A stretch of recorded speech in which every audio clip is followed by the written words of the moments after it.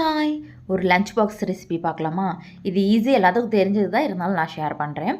கொஞ்சம் தாராளமாக எண்ணெய் விட்டு 1 டீஸ்பூன் உளுந்து, 1 டீஸ்பூன் கடலப்பருப்பு, இது 2 பொன்னிறமாக வந்ததுக்கப்புறம் ஒரு 1/2 டீஸ்பூன் போல் கடுகு சேர்த்து அது நல்லா பொரிஞ்ச உடனே கருவேப்பிலை கொஞ்சம் சேர்த்துட்டு, பச்சை மிளகாய் சேர்த்தாலும் சரி, வரமிளகாய் சேர்த்தாலும் சரி, காற்றுக்கு ஏற்ப ஒரு 2ஓ 3ஓ சேர்த்து நல்லா பொரிஞ்சதுக்கப்புறம் பார்த்துட்டிங்கன்னா, ஒரு 2லேருந்து 3 வெங்காயம் மீடியம் சைஸில் நீட்டு வாக்கில் கட் பண்ணி சேர்த்து அதையும் நல்லா ஃப்ரை பண்ணி விட்டு, துருவின கேரட் பீஸாலாம் இருந்தாலும் நல்லா இருக்காது, மிக்சியில் ஓட்டினாலும் நல்லா இருக்காது.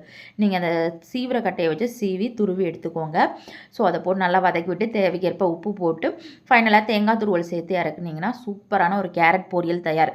அதாவது கேரட் பொரியலே யூஸ்வலாக அந்த உளுந்து பருப்பு கடலப்பருப்பு போட மாட்டாங்க. பட் கேரட் ரைஸ்க்கு போட்டோம்னா சாப்பிடும்போது அந்த இடையில மாட்டும் போது நல்லாயிருக்கும். ஸோ அதனால தான் நான் சேர்த்துருக்கேன்.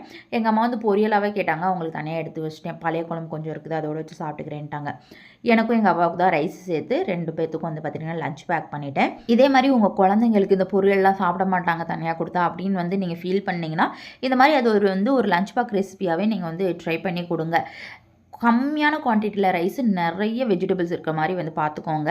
ஸோ அவங்களுக்கு இந்த வெஜிடபிளை கொடுத்த மாதிரி இருக்கும், அவங்கள சாப்பிட வச்ச மாதிரி இருக்கும். உங்களுக்கு ஒரு லஞ்ச் பேக் ரெசிபி ரெடி ஈஸியாக. ஸோ இது மாதிரி ட்ரை பண்ணி பாருங்கள். நானும் லஞ்ச் பேக் பண்ணிட்டு காலைல சாப்பிட்டு கிளம்பிட்டேன். பாய்.